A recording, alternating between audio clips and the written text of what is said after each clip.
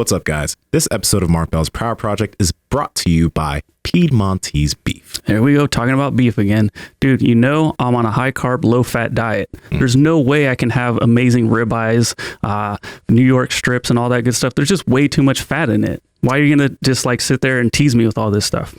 You know, the cool thing about like Piedmontese is that it kind of falls in line with you guys know about Mark's protein leveraging diet, where he goes pretty low fat, pretty low carb, and really high protein. And Piedmontese fits right into that because literally every single cut of their beef has a lot of protein and minimal fat. So you can just like eat lots and lots of it and not be intaking a crazy amount of fat. Unlike if you're going to go to your butcher and get some ribeye or something else, it's going to be too much fat in there and it's not that great for dieting. But what without that low fat? It's got to taste terrible. Yeah, that's what people would think. But no, this meat is tender. It's still juicy. It's really, really good. It really doesn't make sense to me, but it's just great. For more information, please head over to Piedmontese.com. That's Piedmontese.com. At checkout, enter promo code Power Project for 25% off your order. And if your order is $99 or more, you get free 2-day shipping. Very true. Yeah, I have nothing against the song. Like I said, I'm not trying to be like, I'm not listening to that crap. Like I've done that with other artists, but for that song, it's just like, oh, everyone's talking about it. I'm going to check it out. But I just haven't, like, I could easily just go to Spotify, right? But I'm not, I don't know. I just haven't. I just think it's funny. More so than anything else. Have you heard the whole thing? Yeah, I've heard. I've heard the song a bunch of times. Yeah. Okay. All right.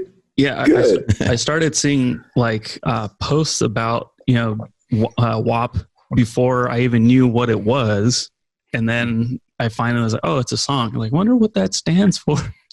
So, and then obviously that's like one of those things where like it's so popular. Like if you ask about it, like you're kind of an idiot. So just like it'll come around. I'll figure it out eventually.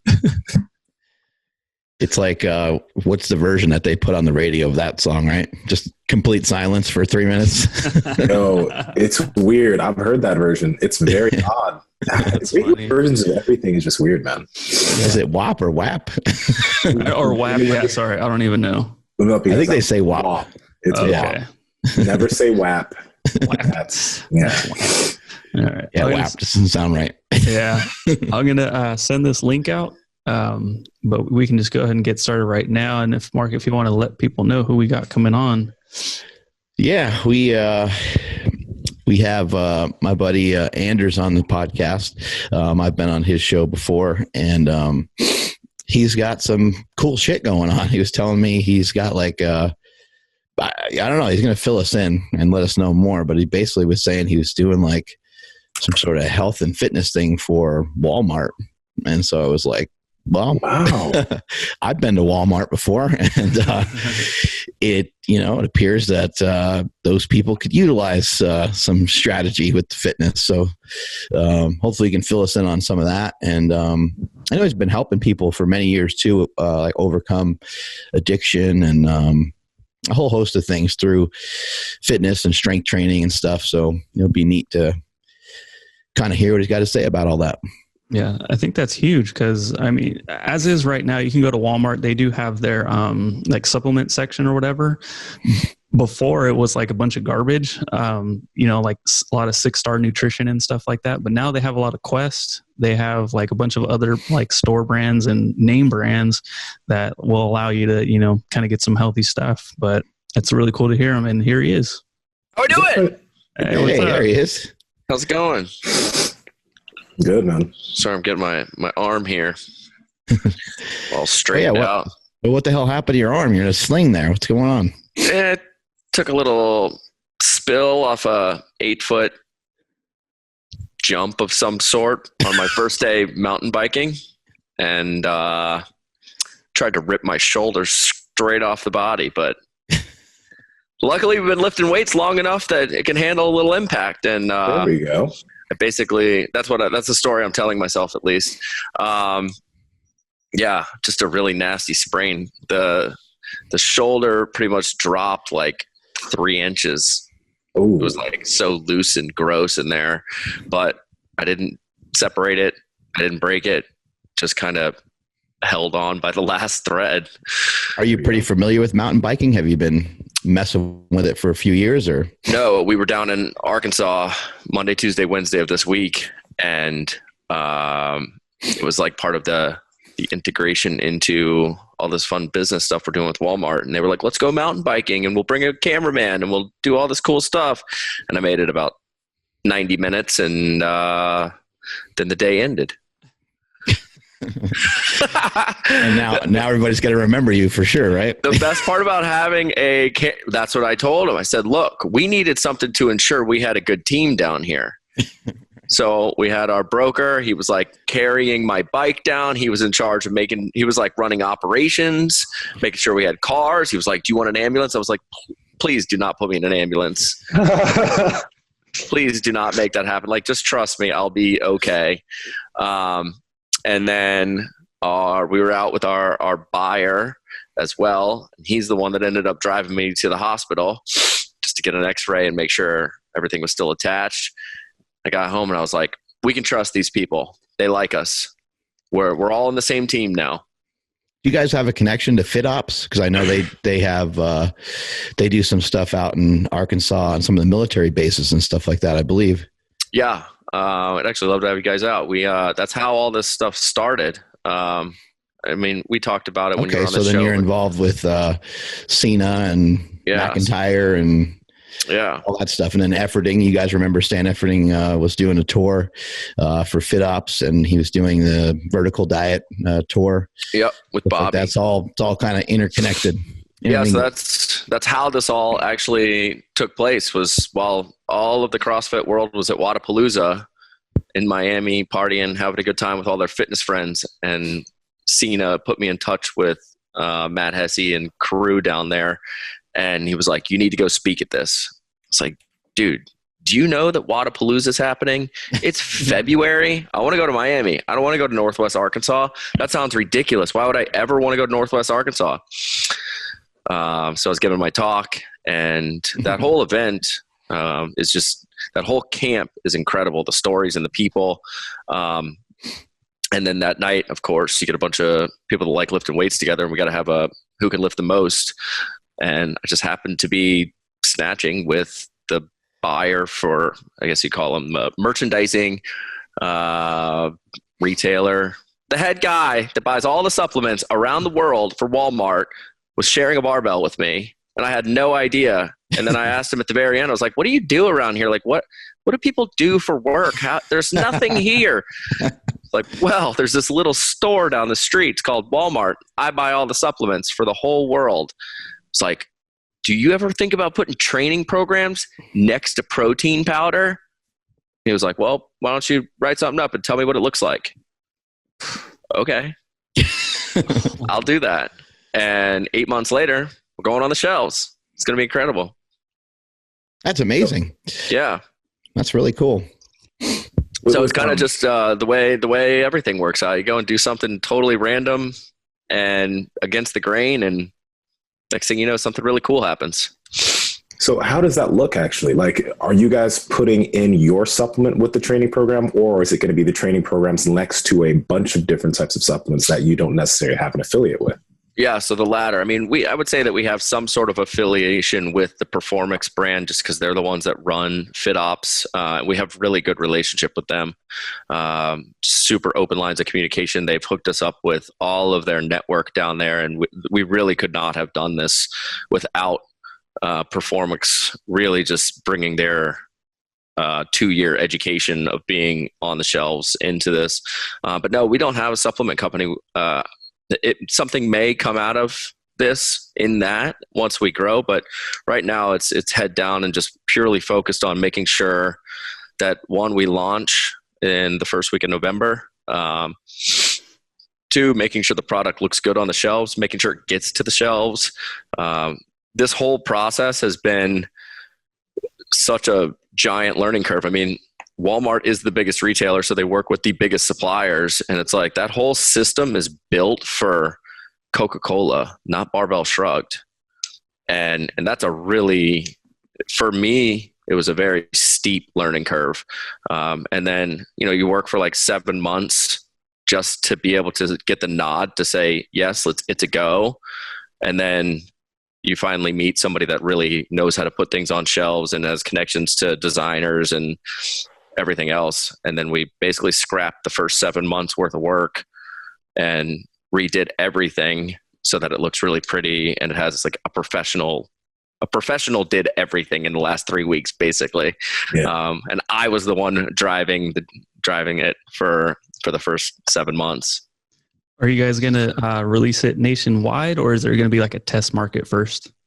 So we start in San Diego, LA, Palm Springs, and Vegas. We're in 20 stores to start. But what's really cool is that we have the .com, so you can go to walmart.com and be able to get on there and find the programs, which this is one of the coolest parts about it, is us just being able to bring really actual strength and conditioning training programs to people of Walmart. Because the number of time I went on walmart.com and they have a legitimate program written by Richard Handman called the Big Penis Enlargement Fitness Program. Can you tell me the sets and reps, please? That's what I said. I said, how did Dick Handman write this book and it passed? I know how hard it is to get all this stuff done to get into walmart.com. And somebody figured it out, and that passed. I couldn't believe it. I was like, why did I write the fat loss program? This is stupid. I needed to write the big dick program. So that's who we're competing against. There's a whole bunch of weird stuff on walmart.com.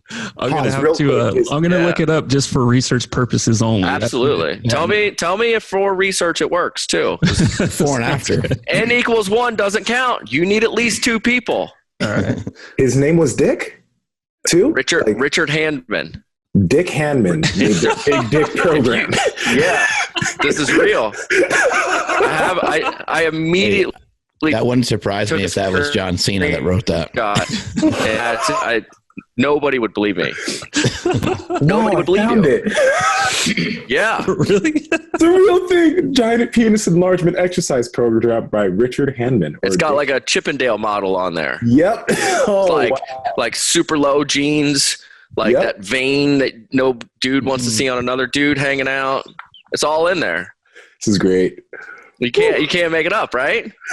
Richard Handman. Love to have that guy on. If you can find him, that would be the best episode ever. Oh, God. He just has like some totally different name probably. He's like, that's not my actual name. You guys fucking kidding me? Yeah, I know. If we can find him, I'd love to have him. But so where do you guys start with something like this? There's so many different things to try to tackle when it comes to exercise or fitness or thinking about the clientele that might be rolling through there buying protein powder for the first time.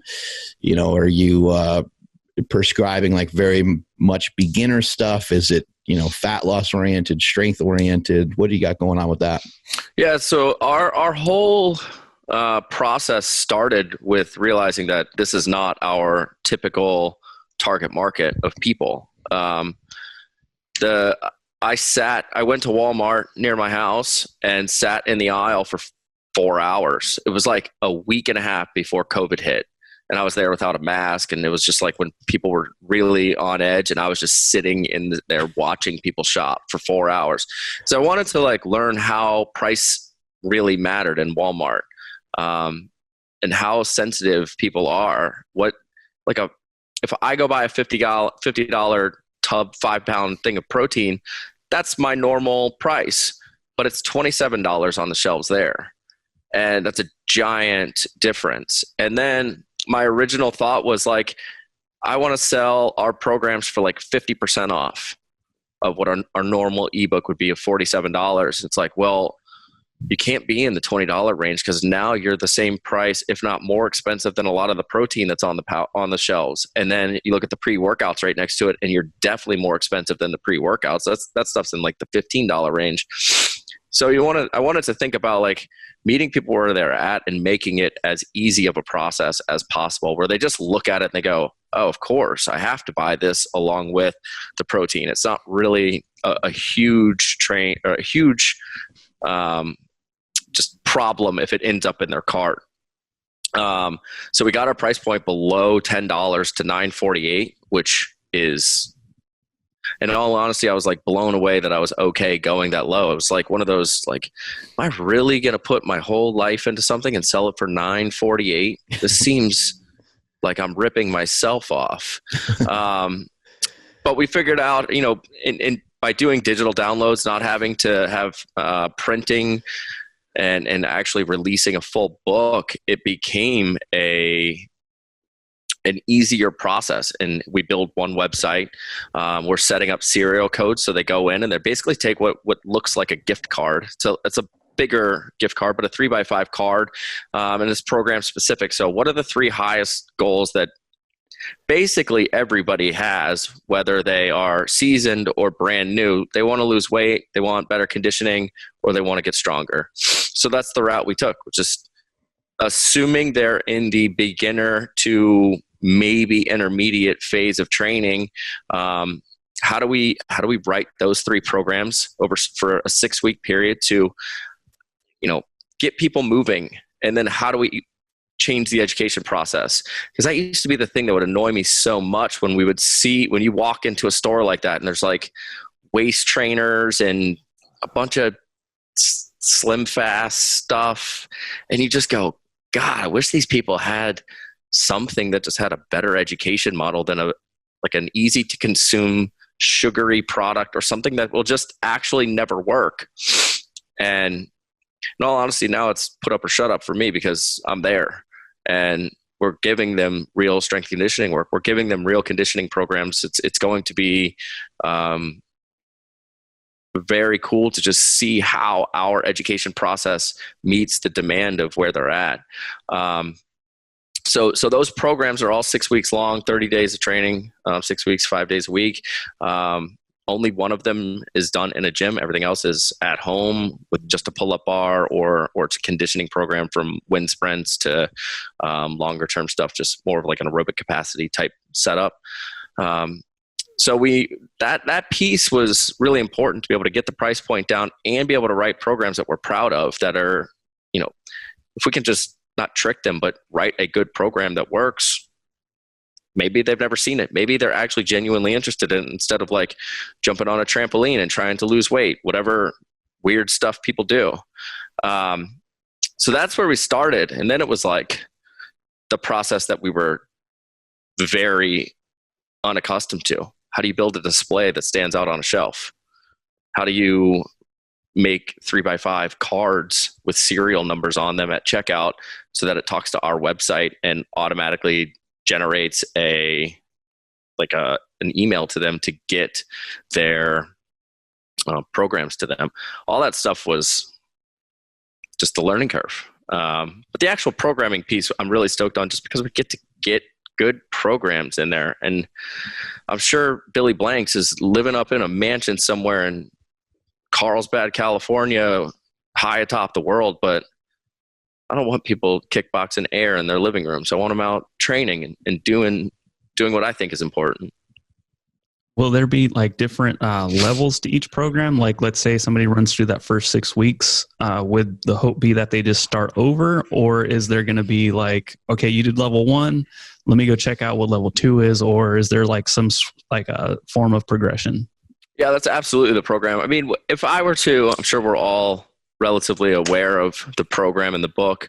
But what I really envision us doing is creating like a Body for Life, in which we have this initial program. We've got kind of the testimonials baked into the email sequences that they get to keep them engaged and motivated. How to take before pictures, how to take the after pictures, what measurements matter. Is it just the scale? Are you able to get some body measurements to see actually what you have going on? So those pieces I love Body for Life. That was like the first real training program. And I've always thought that it was just so awesome how they built the program. And then it was like 9 chapters of inspiring testimonials, and they changed millions of people's lives. Yeah, it's just Bill one Phillips program. Was a genius. He was amazing. So yes, could they redo it over and over and over again? Absolutely. Could they buy any of the other programs that we have on our website? Absolutely. Once they're a part of our ecosystem, they're going to continually be brought into our programs and our methodology. more and more. But for right now, 3 is enough. I gotta get these 3 moving first. So you mentioned Dick Handman and his book. Yeah. What other experience does Walmart have with selling programs? There really isn't. So one thing just so cool about Barbell Shrugged is when I was down at FitOps, the guy that I was sharing the barbell with was like, dude, I've been listening to your show for like 8 years. Like, you're literally like my strength and conditioning coach. We've just never met. I had no idea any of this. Like, he thought he was lifting with somebody cool, and I was just trying to lift weights. So by the time we actually, got into having a real conversation about how we could launch this and what it would look like, we already had this just cool interaction, and he knows what we talk about. He knows our methodology. So that's really important to him.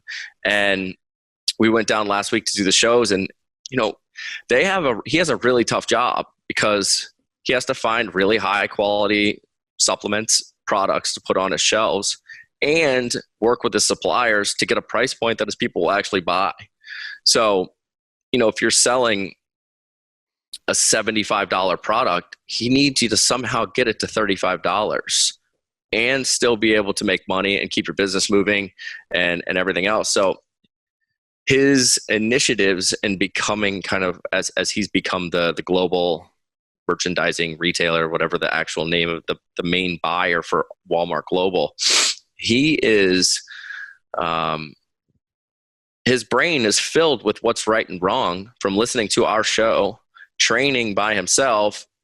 And now he's got the ability and the network and the job to be able to bring really high quality products and supplements into his stores. So that's really the coolest part, to see Walmart changing. And this week I was at like the coolest Walmart you've ever walked into your entire life. It's like Walmart One. It's like where they bring anybody that wants to see the coolest Walmart. There was more products on the shelves than you could ever imagine. It was so clean. Everything was just perfect. And then they had they're running a beta test. It's the only one in the country right now of a Walmart health clinic. And inside the Walmart health clinic is a buddy of mine from FitOps that's the strength coach inside the clinic.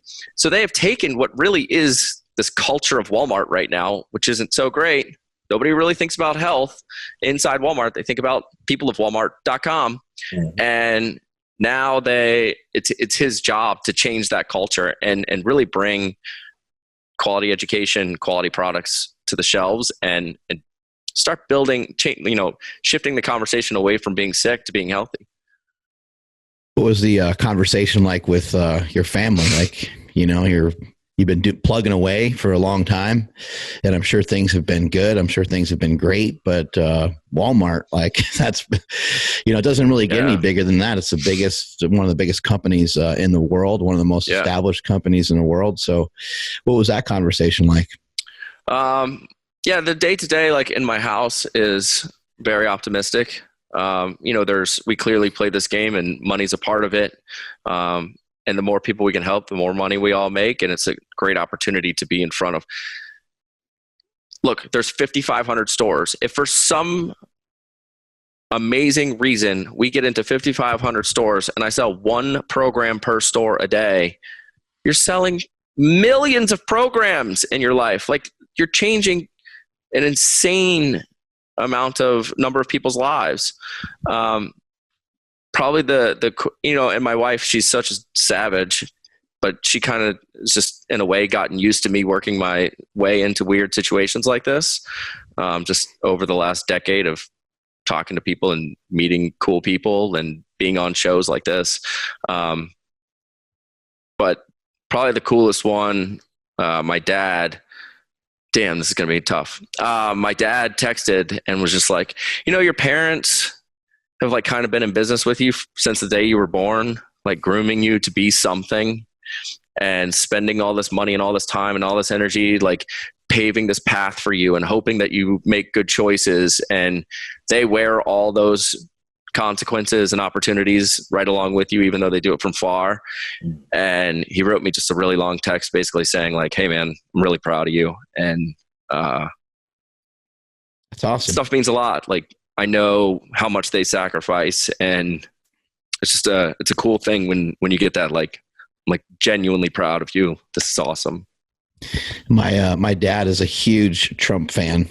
Trump fan. Yeah. A lot of my family is to a fault. You know, they've been Donald Trump fans for a really, really long time, like 30 years or so, and they don't see that he can do any wrong. Yeah. But I had an opportunity to bring him to a Donald Trump Jr. Rally in Sparks, Nevada, and he just, you know, smiling ear to ear. Yeah. And, I happen to know Trump Jr., and so my dad got a chance to meet him and shake his hand and stuff. And when we walked away, I told my dad, I said, Dad, how weird is that? That's from you buying me and my brother's weights. Yeah. You know, and he's like, yeah, I know. He's like, it's really fucking weird. And we kind of talked about it a little bit, like what you were talking about right there. It's like, you don't know what's going to spark something in a kid. You don't know. You know, he had no idea. We were interested in weights. We wanted to play football. We wanted to be bigger and stronger. And yeah, we bought us some weights, you know, and then there you go. Yeah. It's a very similar story. And, you know, I remember, so I went away to high school when I was 14. I went to a boarding school, and I can remember those like long car rides where he's going to drop me off, and you never really think about how hard that would be as a parent. You always just think about it as the 14-year-old getting dropped off. Like it's impossible to think about other people. And so it was hard enough for me, but I never thought about the parent side, that you're dropping your kid off at the school and kid literally left home at 14. He'll be home in the summers and that's it. And he would sit there and teach me about like goal setting and basically writing a business plan, but for your life, and how do you want to go about achieving things. So all that stuff just kind of sticks with you. And when you get the, like, I'm proud of you, means a lot. Have you always worked in fitness? Like, is that something that like you were focused on since day one, or did you kind of do something else and end up here? No, that was, that was probably like the tough time of life when I wasn't doing fitness. It wasn't that I wasn't training. I was still training just as hard as I could. I just thought I was supposed to get a real job. Like I did all the things that I was supposed to do. And the next thing that I was supposed to do was go get a job. So I worked for Northrop Grumman for 5 years in government contracting and selling intelligence to the government, and sitting in a cube and sitting around like Thursday ice cream socials. Just, man, it was just so not who I was supposed to be. Yeah. And it's not like if people want to do that, that's awesome. I was just a legit rat in a cage trying to break out at all times. And then I still didn't even know. I knew that I wanted to open a gym. Like when CrossFit came around, I applied for an affiliate in 2000. I went to grad school in 2006. So I applied for an affiliate in like early 2006 before I left. Maybe at grad school in 2007, 2008. And then I applied for an affiliate in 2006, 2007, before you even needed a level 1 for them to say yes. They just wanted people to pay them money to grow the brand and get people in the door. Mm-hmm. And then the girl I was dating at the time got into grad school, and I was like, shit, am I going to like open a gym? Am I supposed to do this girlfriend thing? And probably should not have opened a gym. That was good, but also wasn't supposed to do the girlfriend thing either. So after I graduated, I moved to San Diego, and I knew I didn't want to go back to work in that capacity. The girl and I had broken up after 3.5 years of dating, which was like just crippling. Like you don't want to go back to where you were. You're really lonely. I had just moved to San Diego basically to party for 6 months. And the only thing that I kept doing over and over and over again was showing up to the gym every day. So much so that I didn't have a car in San Diego. I had no money. I didn't really have like a job. I was just kind of like living off some money that I had and like some like very part-time work. But every day I would ride my bike to the bus. I'd park the bike, hop on the bus for half an hour. They'd take me to the train. The train would bring me to downtown San Diego, and it would be about an hour-long commute for me to get to the gym so I could train for an hour, hour and a half, and prepare for what was going to be the CrossFit Regional at that time. And that was the only thing that I consistently did, was just keep showing up to the gym. And at some point, I just remember thinking, like, if this is the only thing that really loves me back right now, I should just go do it and try to be good at it, because maybe I can make it. And if I can't, who cares? I lose nothing. If I file bankruptcy tomorrow, what am I going to lose? Like $20? What's the point? Who cares? And we made it. I ran the gym for 6 years. We sold it, learned a lot about business, learned a lot about hard work. And now everything, looking back, makes so much sense. But at the time, it was really like a desperate, what the hell am I going to do with my life? And then once I made the leap, there was just no way around it. I just had to be good at it. During those times, did you have some decent discipline? And it sounds like you were making it to the gym every day. And do you think maybe the reason for the gym every day was because you mentioned being lonely, you think the reason for the gym was to maybe fill in some gaps so you didn't feel like a loser? You didn't feel like a deadbeat kind of?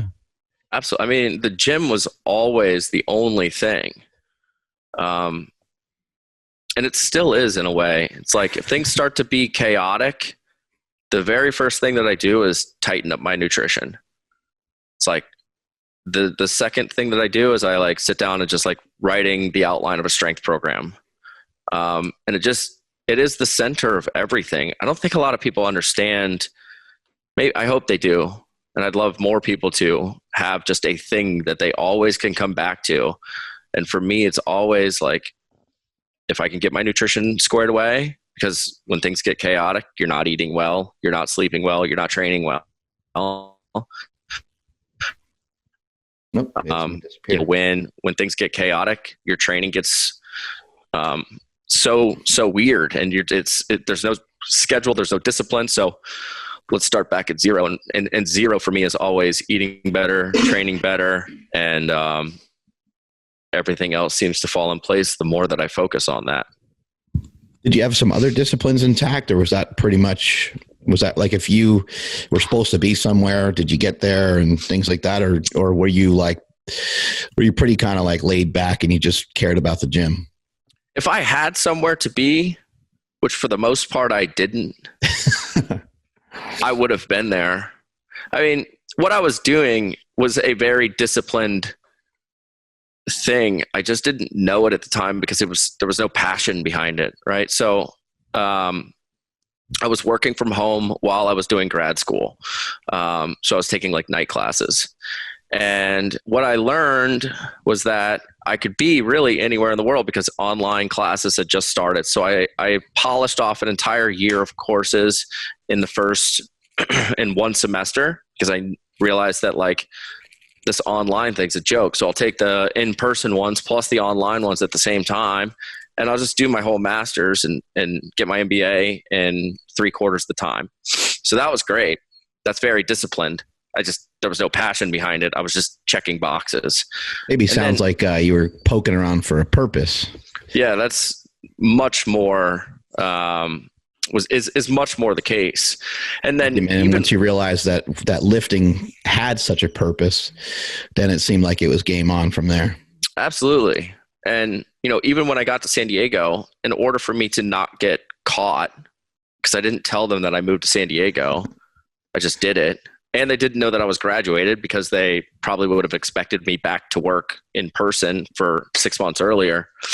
But I would wake up at 5 and fire off like 2 or 3 emails, and then I would go back to sleep. And then I'd wake up, fire off a couple more emails. So they would assume that I was just on the East Coast working in periodic times, when I was really just on the other coast hanging out and didn't have much going on. But that move really allowed me the space to, one, deal with what I was dealing with of just kind of being lonely and no real purpose to life, to at 1:00 in San Diego, everyone on the East Coast is at 4 and they're shutting down. No one's checking in on me. So at 1:00, I'm done every day. And now I'm just living in Pacific Beach with nothing to do and just aimlessly walking around town, or I'm sitting on a bus on the way to the gym. And I had time to just watch and think about stuff and finally just go commit. That's how I found our first lease. That's how I wrote the business plan. It was like, wake up at 5, put a couple emails out, go back to sleep. At 1:00, everyone on the East Coast is done, so I'm done. And then I would just walk around, look at buildings, wonder if I could put a gym there. And that's it allowed me the space to be able to go do that. But yeah, there's definitely discipline in waking up at 5 a.m. and having to go. And it's just, it was, as you said, there's no purpose. There's no passion. I didn't want to be great at what I was doing. So you're just going through the motions and checking boxes. It's the art of dicking around. I was so mad when Tim Ferriss wrote the 4-Hour Work Week. I was probably the only person in the country that was like, he stole my shit. Tim Ferriss, that's mine.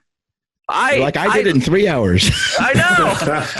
I rewrite the whole thing. That's my book.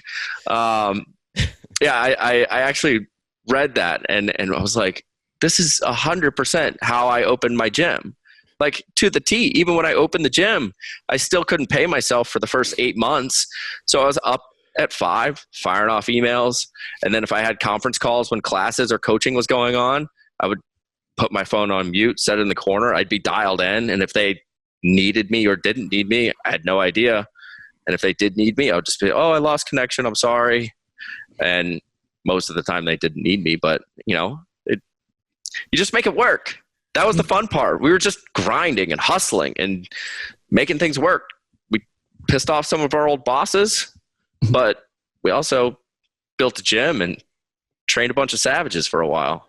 I find a lot of this stuff really fascinating because I feel like there's millions of people that are lost, and especially in these times when a lot of people have lost their jobs and they're just kind of floating around and not sure what they're going to do next, and maybe they're not even like actively looking to do anything next. They're just kind of like waiting for something to happen, and then maybe they'll act and maybe they'll end up doing something again. But for yourself, when you said you were at this other job, you said that you couldn't do what you were meant to do, really. And like, can you explain that a little bit more? Was that because of the environment? Was that because of like I don't know what that environment's like. I've never had a real job in my life, so I don't know what it's, I don't have anything to compare it to, but I'm just imagining that you would end up, not you personally, but in general, you could end up being the person that cuts corners, being the person that ducks out for lunch a little early,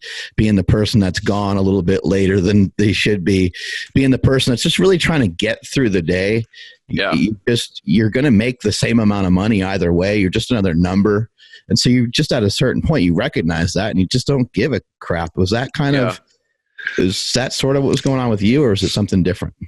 Yeah, it was, all of those things play into it. I think the thing that I loved the most about being an athlete growing up and playing hockey at a decent level, or like at least for a school that really prioritized the sport, and leaving home and taking these risks and going, whether I knew I was laying the foundation for what I'm doing now at the age of 14 or whatever it is, that like the longest story of how you get to where you're at. But when you look around the office, like when you're in a locker room, there's the captain. We all aspire to the standards that person lives their life by. Like that's how they became the captain. And when you're in the weight room, there's the big strong guy with 12 abs. And you go, I wonder what that guy does. I wonder what that guy's eating. I'm going to try really hard to be strong like that guy. And then you if you're good enough and if you work hard enough, maybe one day you'll lift weights with that guy, and that'll just be the conversation and the circle that you surround yourself with. So it's impossible to fail, because in order to become that person's friend, you just have to live the same life he does. And when you live the life that he lives, having abs is just this like stupid byproduct of living a life with purpose and doing it the best you possibly can every waking moment. When you're in an office, you don't really want to be friends with any of them. You don't aspire to be like any of them. And that is depressing as you can get. Like, it's that awful. Could be a stand-up comedy bit right there. That was pretty good. It's awful, right? Like, my boss was an awesome dude. He used to we'd sneak out and go, to your point, we'd sneak out and go catch like a Nationals game like once or twice a year. And he's an awesome guy. But I've been in locker rooms. I've been around sports. I'm an athlete. I recognize that very quickly you walk in and you're like, oh, if I sit here for 30 years, this is what I'm going to look like? No, thank you. Get me out. I got to break out of this mess now. And it was also it wasn't just in the office, right? Like that, all that stuff carries over because it's where you live. It's who you hang out with outside. Everybody's kind of got the same corporate gig. None of us really knew anything different. And we woke up, we trained, we went to work, we came home, we had big, it's just, if you're going to be good at something, you have to try to go from squat rack 1 to squat rack 6 in the back of the gym where the big boys are hanging out. And there's only one way to do it, and that's to train your ass off and go just get better. It's great how that happens, because that same exact thing happened when I started training at Super Training with a bunch of bigger, stronger people. Yeah. It's immediately I just started getting stronger just because I was around those dudes. It's the easiest way to get, I don't know, if you have a gym membership, I think that's the easiest way to progress in a way. You just make friends with those people. And you got to earn it. That's the real, nobody at Super Training cares about you until you can squat X amount. That was true. I'm really good friends with Travis Mash, and my favorite part about Mash's gym and all of the athletes is that at any point in time, you can talk shit to Mash and he'll go front squat 500. And you go, oh, you're the one that sets the standard. So as soon as he's got some 17 years, the best in the world, he's like, well, you still got to beat me every day. And that's cool. That's culture. And that's how you get respect. And that's how you if you don't live the life and if you don't put the work in, you can go find another gym for sure. But why would you want to do that when you've seen what the best looks like? I'm glad I'm not the only one that had that realization around the office.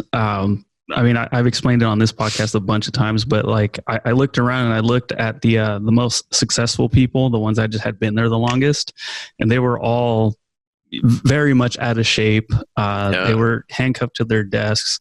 And then as far as people that I worked with, the last lead that I had, I remember she had said, hey, can you guys please stop texting me on the weekends because I need to sleep? I was like, you're a great leader. I can't wait to run through a wall for you. That's terrible. Yeah. So I totally feel what you're, talking about. When you went to work every day and you were doing what you weren't meant to be or weren't meant to do. It's the worst feeling ever. Can you explain? So and then maybe Mark, maybe you can help me articulate this topic a little bit better. But when you you were waking up every day, you were just doing what you were supposed to be doing. You weren't necessarily, you didn't know where it was going to lead to. When you were training with the buyer from Walmart, you had no idea, but you still went out of your way to do that. It's sort of it was just one of those moments where you're at the right place at the right time. Yeah. But you weren't necessarily lucky. I know a lot of people think oh, dude, Anders is just lucky because he just happened to be there at the right place at the right time. But you actually, you put yourself there with a purpose. Yeah. I'm sure that's happened before in the past. Can you explain, a little bit kind of I'm having a hard time putting it into words, but you know what I mean? How you put yourself there without really knowing what was going to happen. Yeah. There's when I built my gym, I never really thought that the general population would show up to the gym. I thought it would be way too angry and way too aggressive, and I wanted it to be that way, in that I wanted people to walk in and it be a very high level conversation about lifting weights. I really wanted to compete in CrossFit, and I wanted competitors there because I knew that that would breed better athletes, stronger athletes. Yeah, kind of a top-down approach, like the old school bodybuilding magazines. They didn't have the 100th best bodybuilder in the world. It had the best in the world, and you saw that. And even if you didn't want to get into bodybuilding, you still could admire that extra high level that they were at. Yeah, and we set that standard with, you know, the coaching staff and the conversation and the way we ran meetings and all that. Granted, luckily, a lot of general pop people showed up and learned a lot because we had bills to pay and we needed to be able to eat. But also, at any point in time, whoever walked through the door, it was very important to me that the culture of the place said, "You're right at home." And I wanted, if any of you guys showed up, or if anybody that I respected to show up, to just walk in and go, "Oh, it's so obvious. This is where I will be training." Everybody in here knows how to train.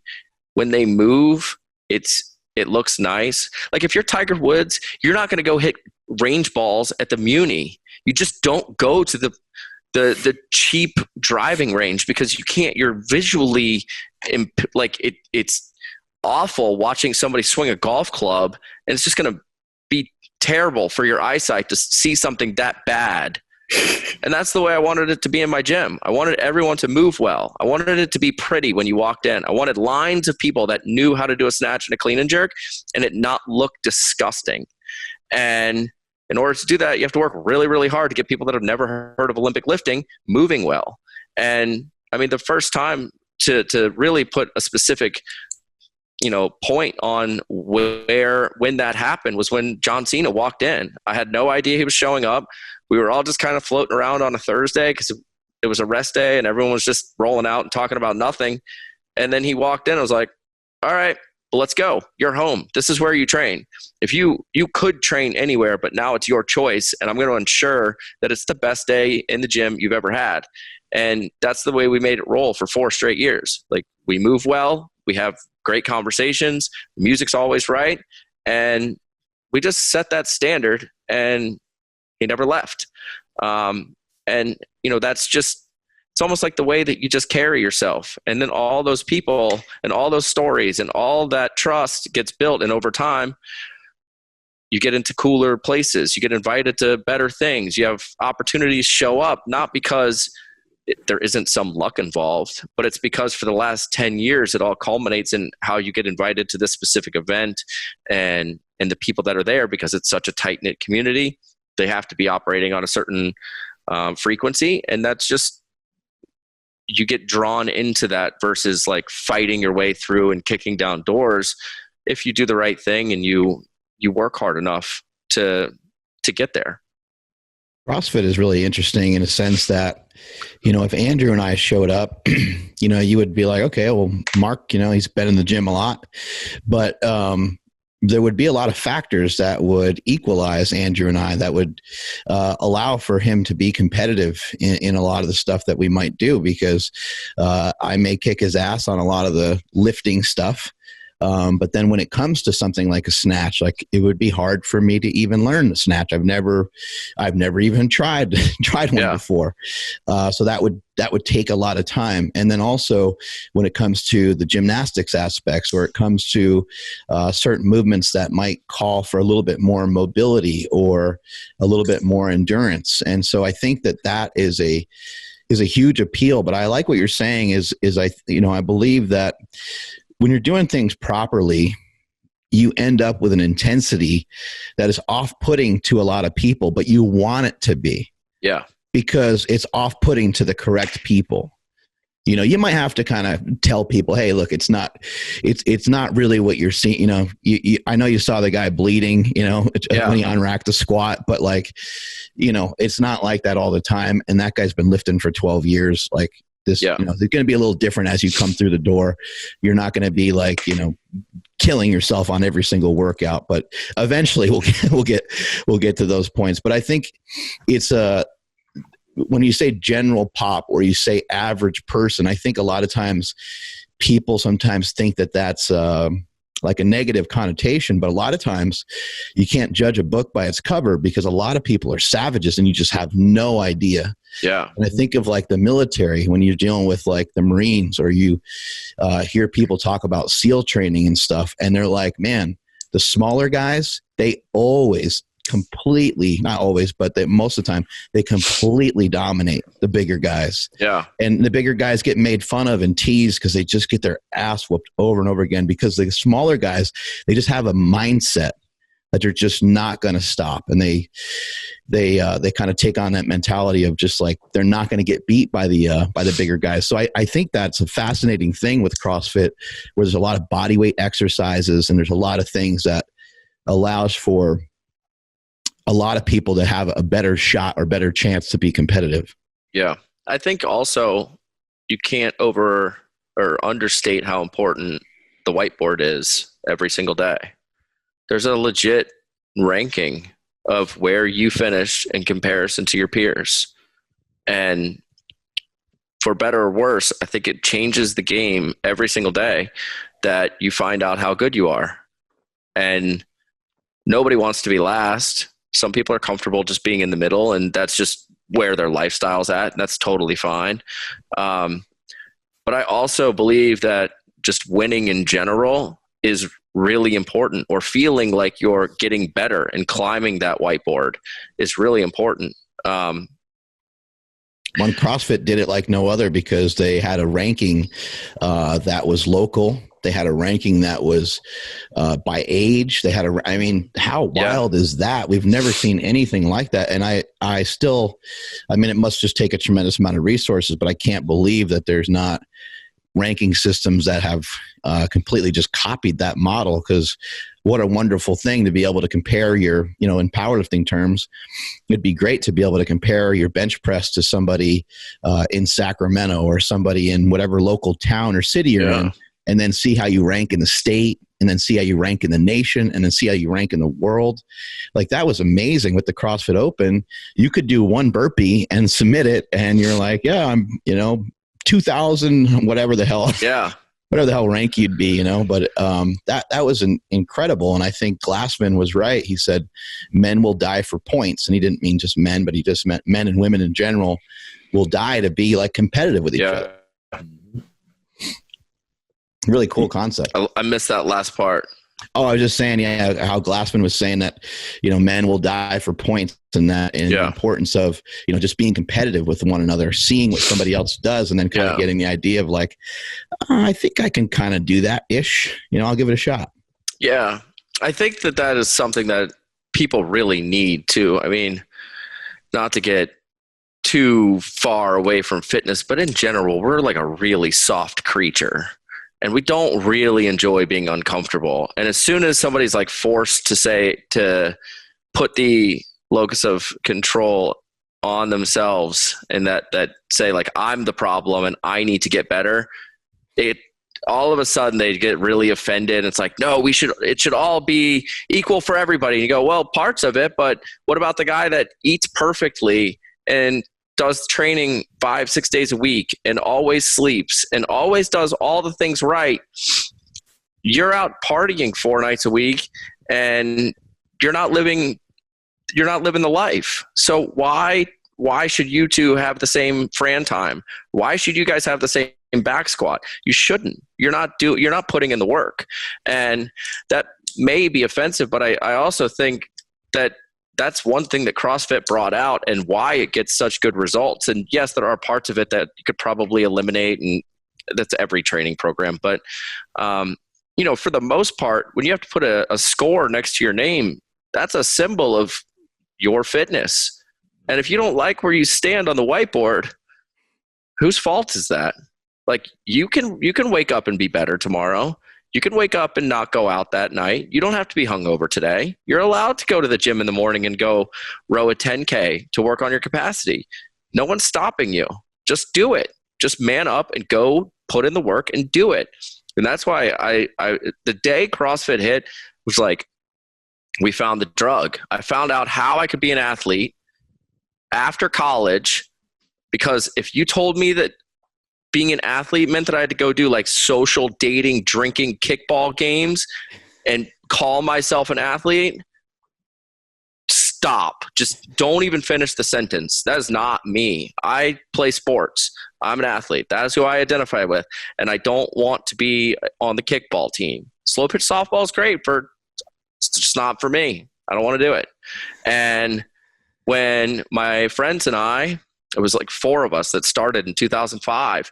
When we found it, it's like, this is the jam right now. And every day we tried to kill each other. And we didn't know what we were doing, but we knew what we were doing. And all of us had been training for sports from the time we were 14 years old until we found it. So we had 10 years of CrossFit experience and not CrossFit specific, but strength training and sprinting and playing sports and being competitive. And all of a sudden we found the drug. We found the training program. We found the thing that every single day there was a winner and a loser. And when we went home, we all told each other who won for the day, and nobody wanted to lose. So we all got better. And then all of a sudden regionals showed up and the open showed up, and we had a system. There was a game that we could go play, and it took me 12 years to find out how good I could be at it, and then, move on. But we don't have to be so soft. You're allowed to wake up and try to get better as a human being and change your circumstances and work towards that goal and grind. It's definitely not easy, but it's all right to go kick yourself in the ass and say, I'd like to be a better person.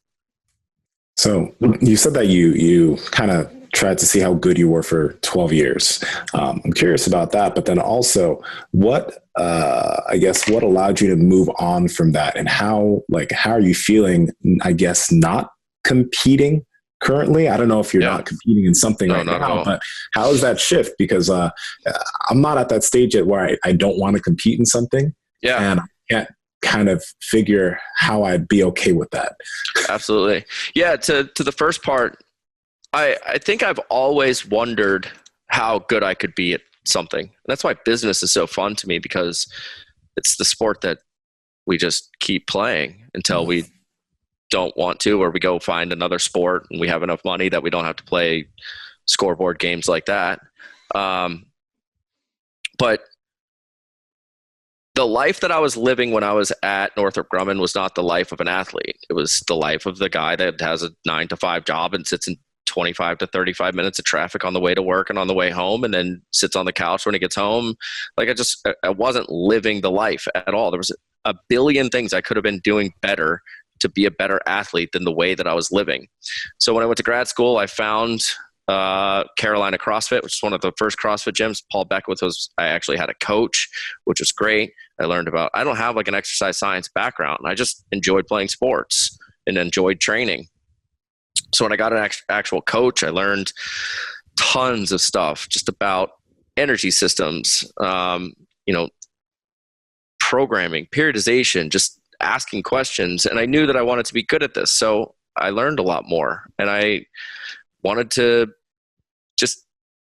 it really was just, I wanted to learn so that I could get better at it. And, when you're 18 years old and playing ice hockey, you don't really have to worry about food that goes in your mouth. No one cares. Smashing Big Macs, it's just not a big deal. I've got no money. I'm in high school.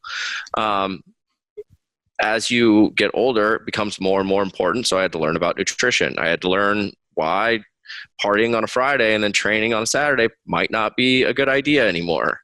But then to really go all in, I had to open the gym. I had to create a way that I could find a place where the people around me were just as dedicated as I was, wanted it just as bad, if not worse, than I did. And I needed people that were grinding and working really, really hard, doing all the little things that make sense, that make a massive difference in the way that you perform on specific days of the year when it matters. And that, to me, was the only way that I could really find out how good I could be, from the community of people around me to the conversations to the way that we trained, to the equipment we used, all of it. It all needed to be at a standard that I wouldn't be able to achieve unless I just did it myself. And that really became what we built. We put 75 plus athletes into the regional in 6 years, and had an athlete go to the games. Like, that was what we did. We set out to do a specific thing. We didn't want to run a boot camp. We wanted the athletes that we created to be the marketing for the gym.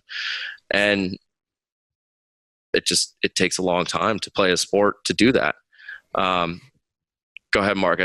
Yeah. How revealing were the people around you when it came to, kind of leveling up from a business perspective, when it came to, especially now, being friends with some of the people that you're friends with, interviewing all the people that you've interviewed. Has there ever been a time where you asked, a Rich Froning or a Matt Frazier or a John Cena or any of these people, where you asked them a question about business, lifting, nutrition, and they said, "Fuck you"? Never. They want to talk about it, right? They're like, oh, you want to know how to save money, or you want to know how to build money, or you want to know where to invest, and they start rattling off stuff you've never heard before. And you're like, I don't know what that is. Like, what's that? Like, I don't know what that is. And then you got to start kind of taking notes. But really, people, they want to talk about it. I think it makes you feel good when someone says, "Man, you got a great body. How'd you get it?" Like, I want to learn stuff about diet. What should I do? I'm fat. I want to get in better shape. And just how smart they are. Like, talk about Rich Froning. If you sat down, everybody thinks Rich Froning works out. But I bet if you asked Rich Froning how to make money, he would be able to just crush that conversation. Like, if you ask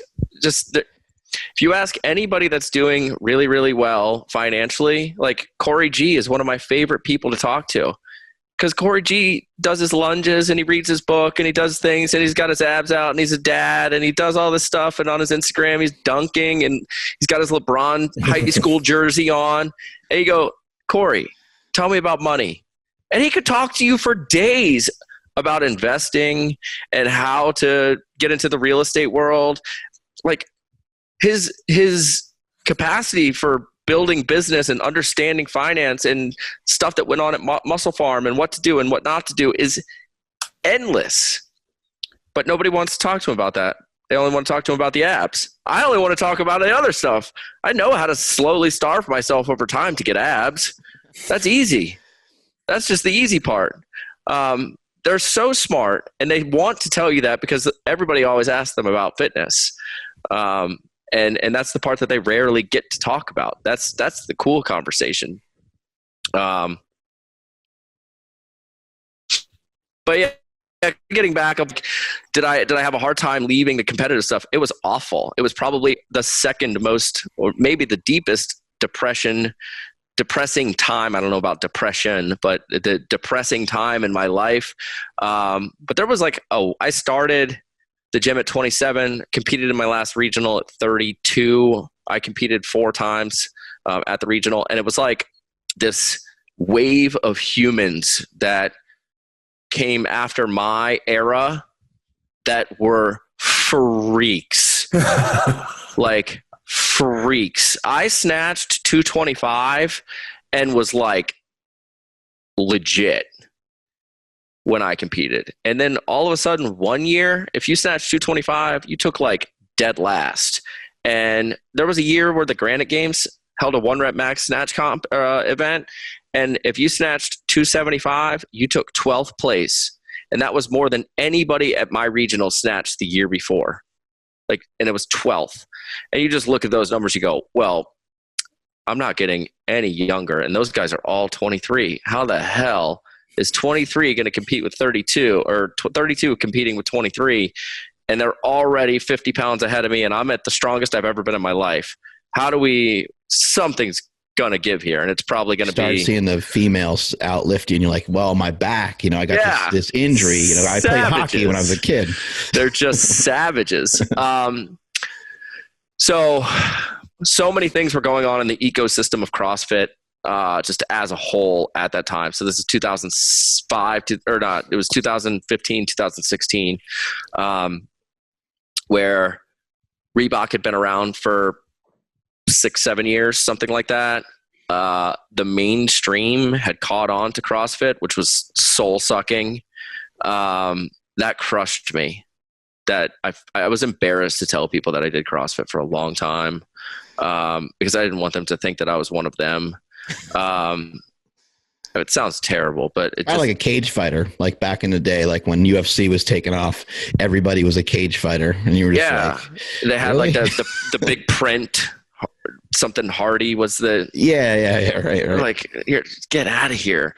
But that, and I was, as soon as I stopped competing, I realized there was an immediate need for me to rebrand the type of training that we did at the gym. Because if you're not competing, and for the most part, if you showed up at the gym in the first 4 years and you put in like 2 years of work, you had a good chance, because there just weren't, the pool of athletes was so small. And, you know, if a smaller pool of athletes, you don't have to be as great. You can probably make it to some level that you're relatively proud of if you train really hard for a couple of years. So that was great. But all of a sudden, the whole game, like the athletes advanced drastically, significant advances in the way people moved and overall strength, as well as this like giant current of people coming into my gym that had never done fitness before. And now all of a sudden we're doing super high intense fitness and Olympic lifting. And I was just like, we have got to change all of this. The whole culture of this place has got to change, because what we're doing in here right now is not built for these people. And part one is I wasn't mature enough to know how to do that, and rebranded the gym like immediately to just get out of that box that CrossFit puts you in. The next part was really telling people that we were going to change things, but doing it in like not the nicest way. And like, I wish it's the whole conversation's really about like maturity and my ability to go down and talk to the athletes and go, yo, we love CrossFit. If I could do it now, I'd just been like, hey, look, we love CrossFit. I want you to go compete in CrossFit all the time. And I want to prepare you for that event as well as I possibly can. But there's just going to be some changes around here, and we're going to work on more basic level strength. You're going to still get better at your CrossFit stuff. We're going to just do like fewer Metcons, and we're going to do less complicated stuff. And if you want to scale things up, awesome. If you don't, and you just love it, great. But what I was doing was like, we're leaving CrossFit because it's not safe. We're leaving CrossFit because the average person that shows up in here isn't prepared to do what we were doing yesterday. Like we're getting people injured, you know, handstand push-ups and you're compressing your spine through your neck is just stupid. But, you know, a month earlier, I was telling them how great it was and how awesome it was. And what changed was me. And I wasn't really mature enough to just say, my time here is up. I need to sell this. And I tried to just ram my new vision of what right was down people's throats. And what they wanted was CrossFit. And what they should have gotten was CrossFit. I just wasn't mature enough to understand it. And that's understandable. You get a little jaded when you're in a sport for a long time. Can you tell us a little bit, because I know you're a huge Olympic lifting fan, and I don't think that people have any idea of this guy and how just unbelievably strong he is. But I don't know how to say his last name, but can you just give us a little bit of information on Lasha and like what this dude is doing? Like, I think he's under the age of 30, and he's just smashing people. And if anybody has an opportunity to look up some of his stuff on YouTube, you got to check him out. I mean, the lifts that this guy is doing is just crazy. He's 6'6", he's like 370. He can move just unbelievably. So can you tell us a little bit about him? Yeah, I think he just snatched, I want to say it's almost 600 pounds or something like that. 496. 500. Yeah. 500. Yeah. And he does a clean and jerk with closer to 600. Yeah. He's just an absolute mutant. Yeah. I think the coolest part of watching, well, one, when he grabs a bar, it looks like, to do a snatch, it looks like he's in like a clean grip. It looks like a regular deadlift because his arms, right. That's just where they go. he has changed so many opinions on what Olympic weightlifting is. Like, it used to be a small person sport, but now you've got a guy that's 6'6". I just wonder how many strength sports he would be the best at. Like, would He's he 27 years old? Would he be the best world's strongest man? Where else could he just do that? He just happens to be this Olympic weightlifter. It's remarkable what he's doing, and it's terrifying to think that somebody is going to snatch 500 pounds. Right. And he'll probably do it at next year's Olympics, because 27 to 32 for a normal person is kind of like the best years of your training. Mm-hmm. And then he's just hitting that window. And that's just normal people, 27 to 32. He's got like the best coaches, the best recovery, the best everything on his team and on his staff. So who knows? Does he go 550 when he's 35 years old and he's got another decade of strength in him? How are these guys getting so strong? Like, with this guy in particular and some other people that I'm seeing, like, it seems like there's been a nice shift, from the West Side stuff, which Louis Simmons is a genius, and the West Side barbell stuff is fantastic. But it seems like there's been a shift from that kind of max effort, go as heavy as you possibly can, make your nose, eyes, and ears bleed, to people lifting with like more optimal weights. And what I'm seeing from this guy and from a lot of other people is, when you see a lot of their lifts online, they're just done really, really cleanly. Are they lifting with maybe just more optimal weights rather than weights that are so heavy that they kind of mess up the system rather than enhance it? Yeah. We've probably all gone way too heavy, way too often, and seen what that does to us. I think that there has to be a transition for people into really that just 80 to 90% range. And the more optimal you move, the lighter weight feels. All of it. I think MASH would probably be, as far as someone on our team that could really dig into the exact methodology that each country's using. I know that what's happened in the United States is the thing that's the most incredible to me. And I follow his team, MASH Elite, more than any of them. But he's got kids that are sub 18 years old that are clean and jerking basically world record attempts in training. And I was out there and I watched Morgan put 419 on the bar for a clean and jerk, which is 6 pounds off of the world record, and he's 17 years old. Jeez. And he's got he's just starting that weightlifting team at Lenore Rhine, but also I'm forgetting his name right now, but he's Ryan Grimsland, who's 17. He's not even in college. He's the number one kid in the country now, and back squats 500. He's 150 pounds. It's crazy that, and I think what just happened in the United States is CrossFit played a major part of it, but this is also just whether it's swimming, whether it's weightlifting, whether it's whatever. We all have probably like the marathon. Who's gonna break the record? Who's gonna go sub 2 in a real marathon? But there's a number, and everybody knows what that number is. So that just becomes the standard. And talking about training and super training, you don't really matter in the powerlifting world until you can squat 600, 700, something like that.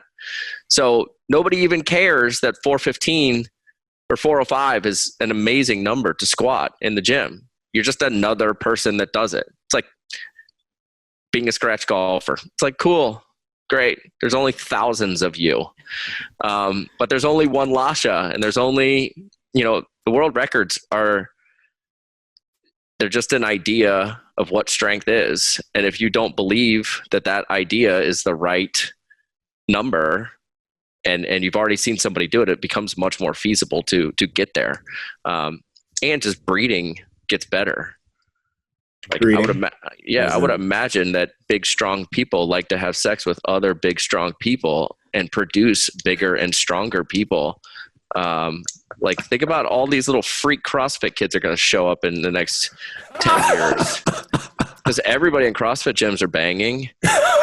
they're definitely going to have little freak fast muscle uppers. Like, it's just guaranteed. You haven't even seen CrossFit's only been around for like, what, 10 years?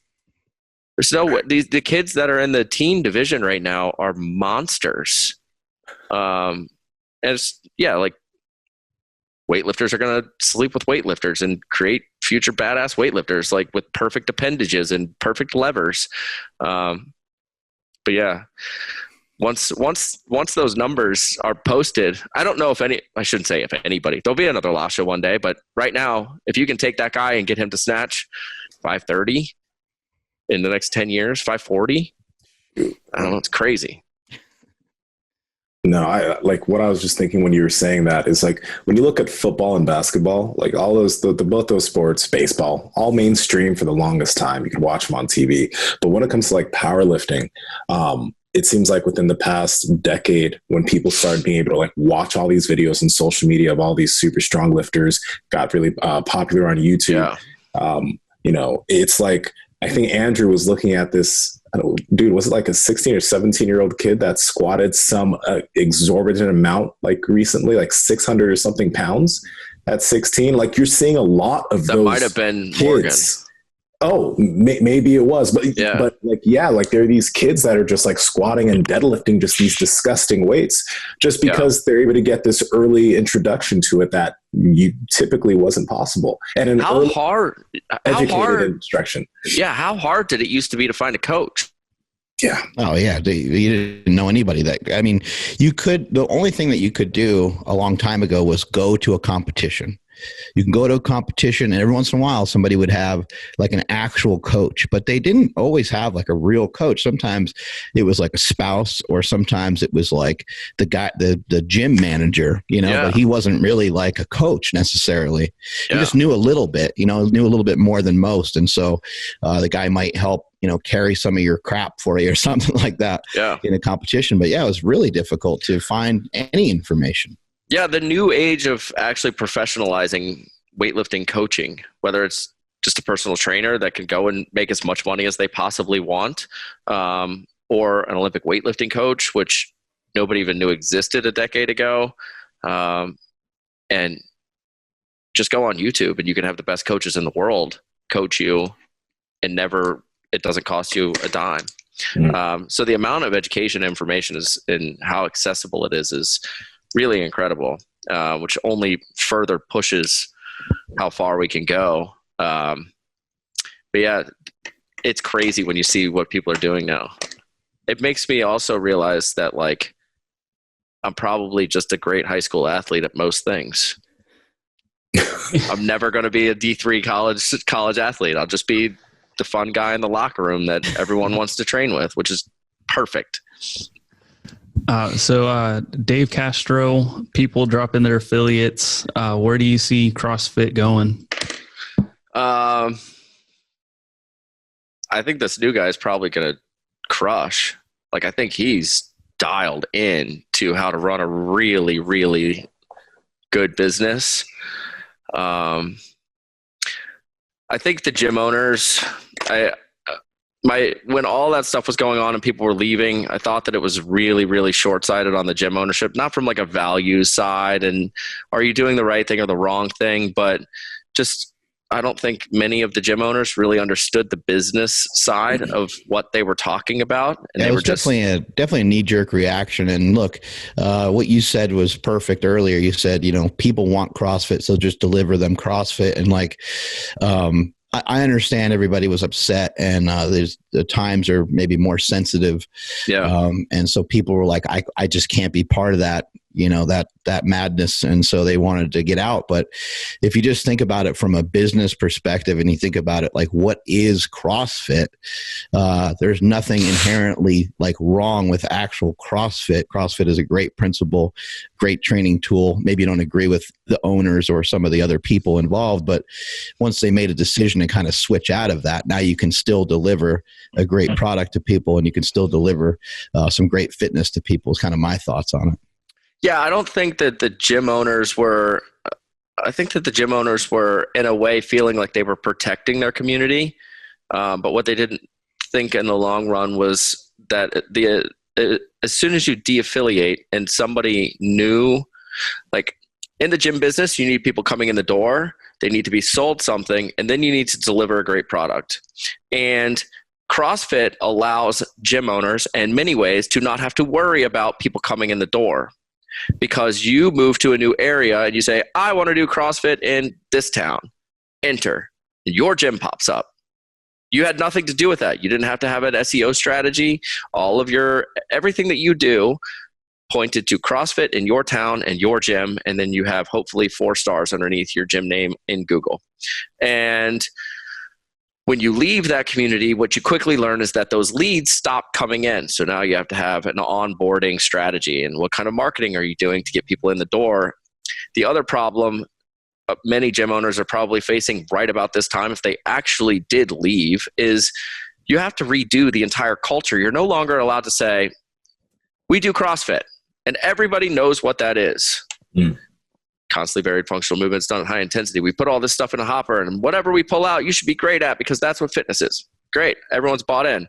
So now you're the coach and you go, well, we're not a CrossFit gym anymore. And somebody wants to go, well, okay, well, what do we do? Well, it's kind of like CrossFit, but we do it our own way. What does that mean?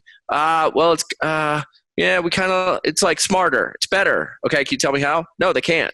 They have no idea, because all they know is that constantly varied functional movements done at high intensity is the way that they've been training people forever.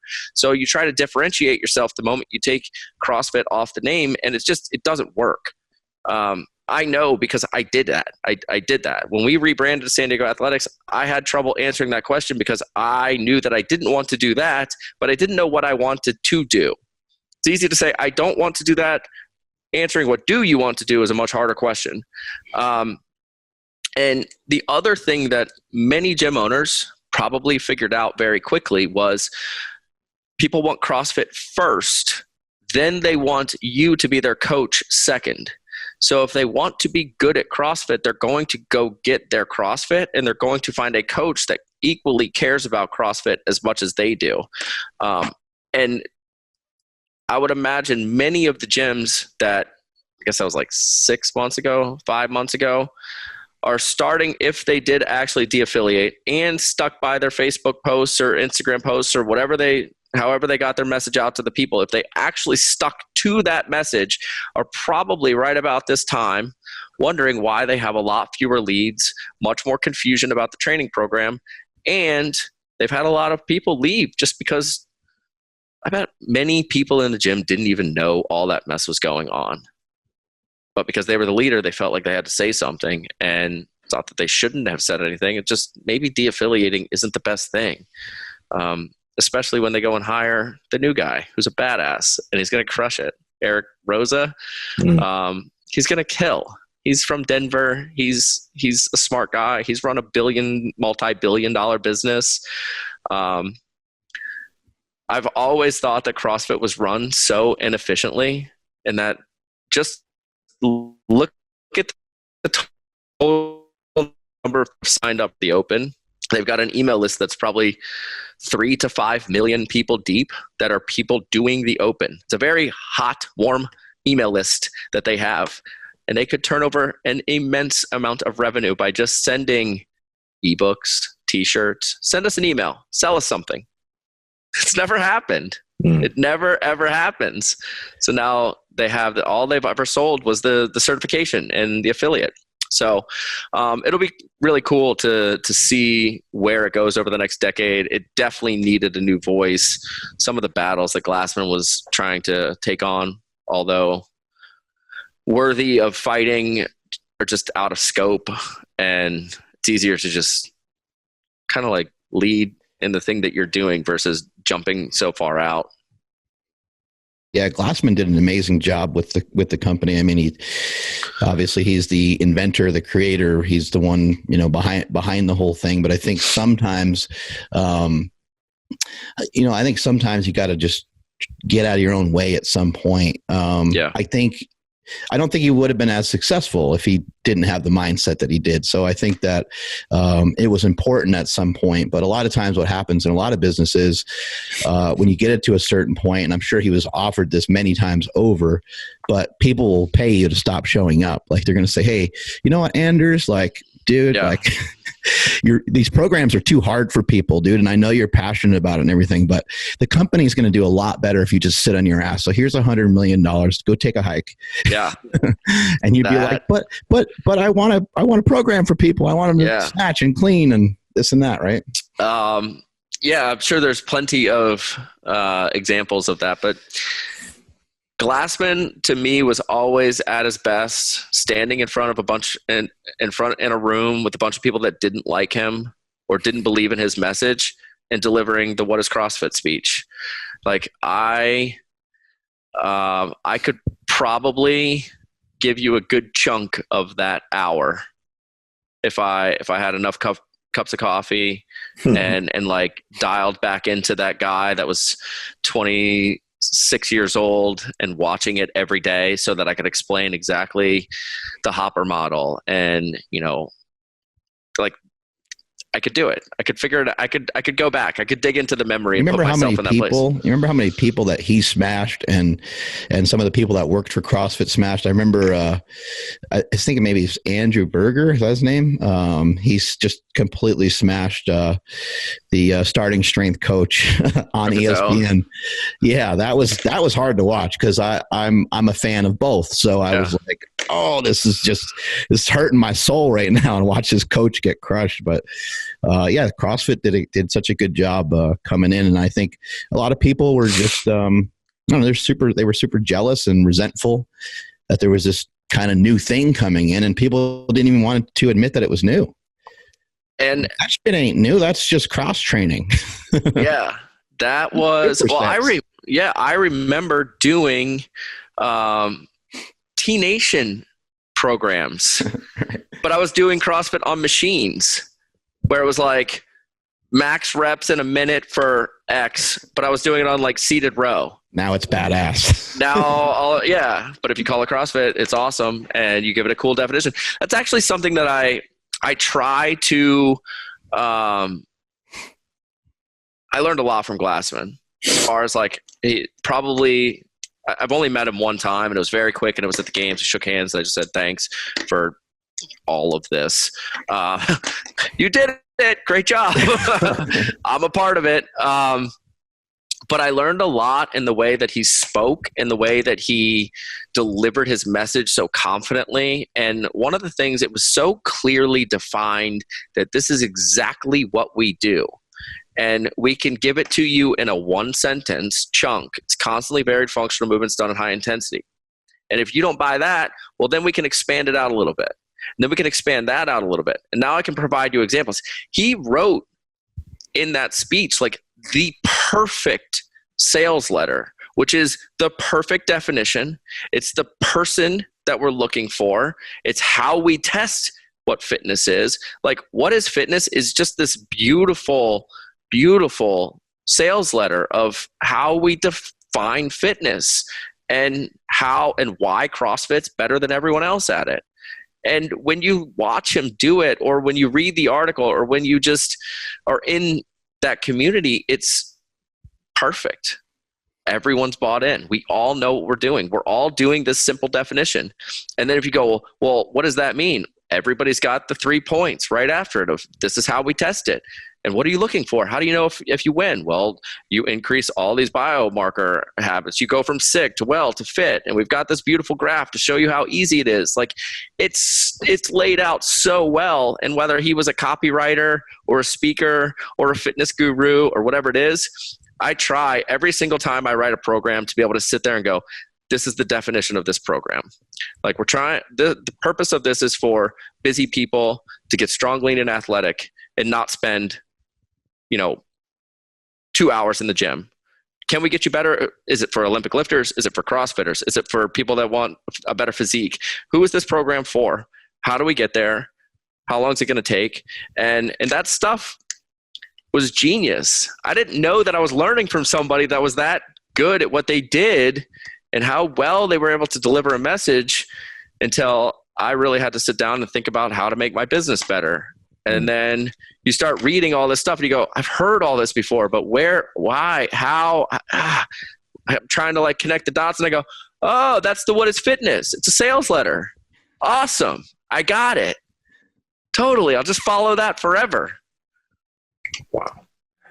Are you still, in terms of CrossFit, like is it still affiliated with what you do, or in terms of Barbell Shrugged, that isn't really linked much right now? I don't think that the majority of our audience is probably CrossFitters. I'd be willing to bet that, however much powerlifting is a part of each of your lives on a daily basis, it's still a lot of powerlifters that listen to the show.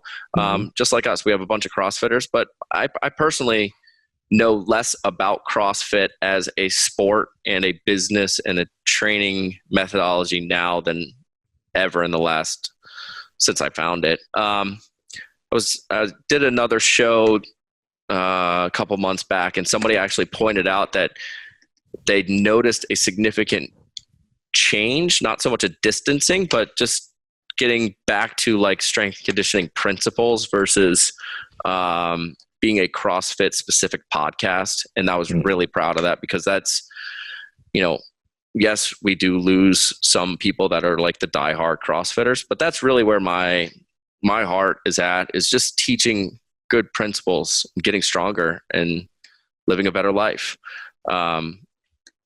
I think that suits me more. It's more where I'm at now. You asked about like not competing.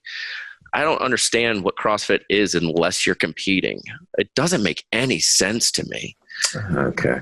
Like, I don't understand why somebody would go through that stuff on a daily basis. I couldn't agree more. I think even sometimes with even some of the powerlifting movements, they are great, but why not do some variations of those movements so maybe they don't hurt as much, Yeah. I almost always rely on a box squat, and it's just because I don't really feel the need to do a regular squat. Like, it's more comfortable to me. I'll squat a little higher, or if I'm going to bench press, I'll wear a slingshot, just little things like that. Or if I'm going to deadlift, maybe it's, maybe the deadlift's raised up a little bit, partial range of motion, just why kind of put yourself through, we talk about it all the time. Like, there's no other way to get in shape, like a bodybuilder other than to do a bodybuilding show. Yeah. Otherwise, like, why kill yourself with this, such a low calorie intake? Yeah. And I feel like most people, if you told them like CrossFit was the best way to gain a little bit of muscle, lose a little bit of body fat, and have some better conditioning so they could live a better life, they go, okay, well, I'll do CrossFit. And if you also told them that there was some other super secret thing to help them gain some strength, lose some fat, and have some better conditioning to live a better life, they go, okay, well, I'll just do that. In the end, their goals don't change. The way that they go about them is kind of really up to them, but I'd rather just talk about how to get them stronger, a little leaner, a little more athletic, and help them live a little better life, because I think that that's really at the heart of what people want. I like that conversation better,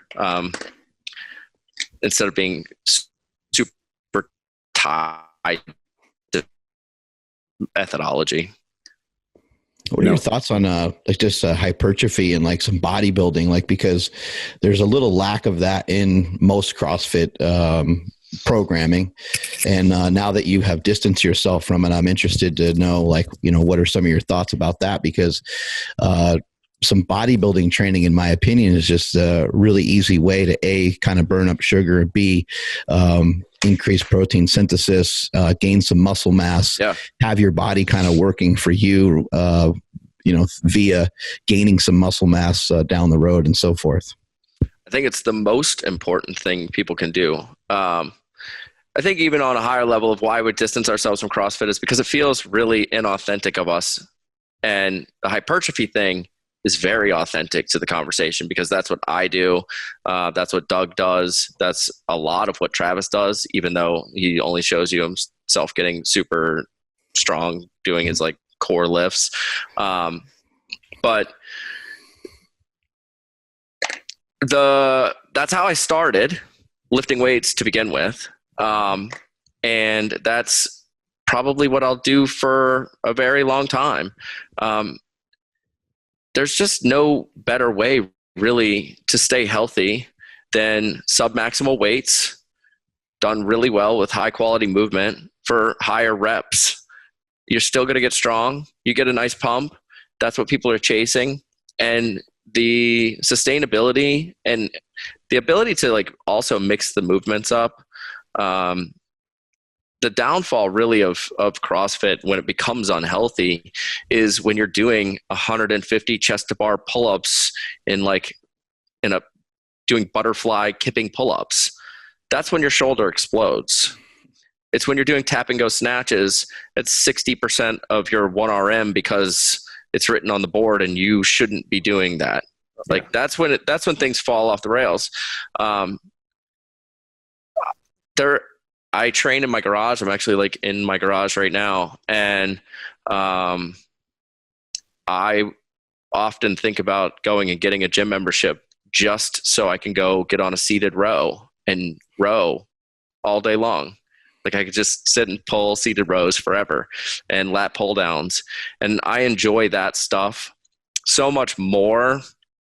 I get more benefit out of it. I feel like I'm in better shape. I feel leaner. I feel stronger. And I just don't have that beat down. You can set that training up. And this is some of the stuff that I think is really important is that you're allowed to feel the exact same way you feel in CrossFit at the end of your workout doing bodybuilding type workouts. You can set supersets up. You can set up drop sets. You can understand some of that metabolic stress training. You can, if you, like just this past weekend, we did, it was basically like 10 to 1, and you just set the seated row up with a really heavy weight for 10, bump it up, go 9, bump it up, go 8. There's countless ways to feel that Metcon feeling doing bodybuilding. And you should totally go and do all that stuff. It's really, to me, the healthiest way that you can do it is to go walk for at least an hour a day, just be outside, moving, and then find a muscle group, go hit it hard, be strong. And we start to see so many people fall off in the CrossFit space because they don't do enough horizontal pulling. It's tricky to create a workout where it's like 21, 15, 9 bent rows. Like it just doesn't work. So you end up leaving a lot of that stuff out. But then you've also got people doing a lot of really heavy snatching and cleans, and they don't have their back built in a way that they should, or they haven't done pull-ups. So their lats don't really work. They don't have proper pulling motion. Things just don't engage the way that they should, and they don't have the mechanics to do it because they only are doing kipping pull-ups. So personally, I feel like if I was to structure a perfect training program for somebody that wants to train to be stronger, leaner, it would probably be 3 days of bodybuilding, maybe 1 day of CrossFit, and then like a long run or go run some sprints just for some aerobic work, and then walk as much as they possibly can. At some point, we overthink all of this stuff so much when the goal is to just lift weights and do the big six, do a press, do a bench, squat, deadlift, squat, dead, bench, row, military press. It's really simple stuff. And then change up the accessories as much as you can to have some fun and get a pump. I think one of the big things there is you started mountain biking, but the great thing about like what you just mentioned, and the great thing about what CrossFit did is it brought in like individuals that would do bodybuilding would be really scared of doing cardio because cardio would make you lose your gains, or even powerlifters would be scared of taking a short run, or again, hopping on a treadmill because you lose your gains. But CrossFit implemented all of that. It allows you to do a lot of different movements. If you're doing it, I feel like if you're doing CrossFit in a good way, you don't have to get hurt, but you also end up being really jacked, really strong. You end up being really good in shape cardiovascularly. It's like an overall mix, but it can be toned down a little bit so that you don't mess yourself up. Yeah, I don't think there's anything innately wrong with CrossFit. I think the biggest problem that people face in it is a lack of alignment of who they are as an athlete, what their goals are, which most likely are unattainable, and then because they don't attain those goals, or they feel like everyone's getting better than them faster, they start to lose their minds. And then they push too hard, or they're training too much. They're trying to get better faster than their biology allows. And it just, anytime somebody, I've had plenty of nicks and dings when it comes to CrossFit, but anytime I see somebody make that Instagram post with like, CrossFit hurt me, I go, I don't know. Yeah. There's something else going on here. Did you think you were good? Did somebody tell you you were good one day and then you believed them and thought that you mattered? Because if that happened, I think that's the culprit. Somebody told you were good and you believed them and you didn't realize that there were real athletes in this world. So let's start there, because you were overreaching for a goal that was unattainable to begin with. Yeah. Second, were you doing something stupid? Because I typically only hurt myself when I'm doing something that I'm playing a game I've either never played and I'm going too hard. Mm-hmm. It's always my fault. I'm in a sling right now because I went over a jump on a freaking mountain bike and I had never done it before. Did I earn it? It's totally my fault. I'm in a sling because I'm an idiot. But it was fun. I wanted to go play the game. So Are you on one of those bikes with an engine? With a motor? Oh, no. The downhill was enough. Those things are sick, the special bikes or whatever, and they got I think they can go 40 or 50 miles an hour or something. I needed training wheels along with mine because took a spill. But I really feel like that is the number one. There are people that join a group class structure that should have personal training and should not be doing some of those lifts. 100%. I'm in agreement that somebody can walk into a gym and be put into a program that they should not be in. And that leads to injuries, 100%. But the majority of people I feel like that speak negatively towards CrossFit believe they should be somewhere or should be some sort of athlete and be recognized for their athleticism. And they never got there, or they never had a chance. And along the way, because they got so upset with themselves, they just blamed CrossFit for whatever host of problems they actually created themselves. They always tell you how competitive they are, and you're like, but you suck. Yeah. You're not very good at anything. I don't care how competitive you are. And it's fine to suck. Just don't blame CrossFit for it. You're allowed to show up and train hard. I think that that's also cool. We lose sight because of all the stuff. It's okay to just have fun. If I had a singular message for why, and it has to be for you guys too, or you wouldn't do it. It's so fun. It was super hard for me to leave CrossFit. And when I say leave, I still go do it once a week. Mm-hmm. I still like to feel like crap. I still like to jump on an Airdyne and see if I can burn my legs up. All that stuff's still fun. I don't need to hit the gas pedal that hard every day. Sometimes I just want to sit in my gym and just lift weights, but it's fun. And when it stops being fun, change it up, get out of there, go do something else. Figure out a way to play a game in your own head and get better at something else. But fun is the single thing that has kept me going this long and training is the way I do and making it all matter to me. It drives me crazy when I hear people speaking negative about anything in the way that they train or the result of the training or the methodology of the training. You go, no one forced you to show up. Shut up. Just stop being so negative. Go figure out what you do like to do and go do it. It's not that hard. I guess it is kind of hard, but why spread so much bad when you could just enjoy training and have fun? When is your stuff going to be available at Walmart? We launch the second week of November, so people can go over to walmart.com. I don't exactly even know what to search yet, but hit the fitness programs, and if you can get past Richard Handman's penis enlargement program, we'll be right next to that one.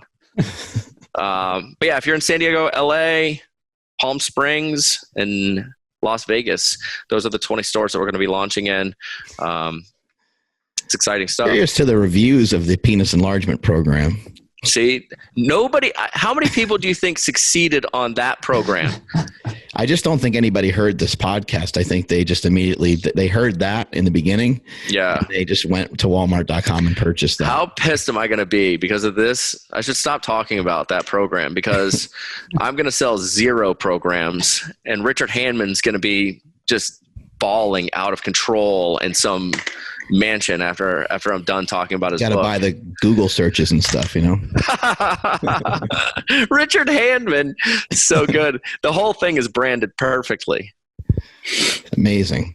Where can people find you? Anders Varner on all the things, and Barbell_Shrugged on Instagram. Monday, Wednesday podcasts. Barbellshrugged.com for all the programs, ebooks, nutrition. Congratulations, ability. man. Congratulations. That's fantastic news. Thanks for sharing all that with us. Get that shoulder healed up so you can get back in the gym and start slamming on some big weights. I'm learning new things right now. Every time you get injured, you get to learn something new, right? Yeah, right. Absolutely. It'll be cool to see, you mentioned the people of Walmart. You guys are gonna have to start the account, the jacked people of Walmart, with some of the transformations that you guys are making. That's actually super real. Yeah. Jacked people of Walmart. There you go. I love that. That's awesome. I appreciate it, guys. Thank you. Thank you so much. Great rest of your day. Later. Yeah. See ya. Great stuff, man. That was unbelievable. It was. It really was. I was really curious to see, just to get an idea of maybe what are some of the big things he learned from Cena, but we weren't able to get there. So maybe we'll get there another time. But you can fill us in on all that sometime later too. Mm-hmm. Yeah, that was great. I think ultimately what he was talking about a lot of there was, kind of sacrificing and suffering for the unknown. That's like almost the definition of being a parent, I think, and what he was talking about with his dad, dropping him off at school and he would be at the school for the whole year, and then he wouldn't see his son until the summer or whatever because of the type of school that he went to. All those things, they're you don't necessarily, there's a reason for it, but you don't know really what the real reason is. Yeah.